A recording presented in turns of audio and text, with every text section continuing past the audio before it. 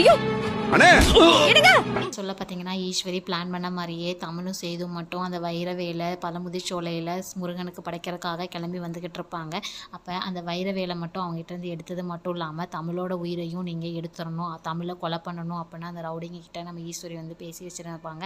அதெல்லாம் ஒன்றும் பயப்படாதீங்க, கரெக்டாக எல்லாமே நான் பண்ணிடுறேன் அப்படின்னு அவங்களும் சொல்லியிருந்திருப்பாங்க. இங்கே பார்த்தீங்கன்னா தாமரை எனக்கு இந்த கல்யாணம் வேணாம், நான் வேற ஒருத்தரை லவ் பண்ணுறேன் அப்படின்னு ராஜாங்கத்தில் சொல்கிறாங்க. அதெல்லாம் முடியாது, நான் பார்த்த மாப்பிள்ளையை தான் நீ கல்யாணம் பண்ணிக்கணும் அப்படின்னு வந்து ராஜாங்கம் அடித்து சொல்லிடுறாங்க. இந்த விஷயத்த நம்ம தாமரை அந்த காமேஷ் பிச்சைகிட்ட வந்து சொல்லிக்கிட்டு இருக்காங்க.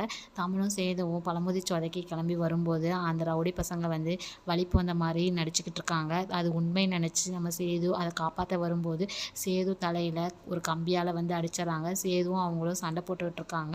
நம்ம சேதுவை அந்த ரவுடி பசங்க கத்தியால் வந்து குத்த போகிறாங்க. என்ன நடக்க போகுதுன்னா அடுத்த ஒரு எபிசோட ஃபுல்லாக பார்த்து நம்ம தெரிஞ்சுக்கலாம்.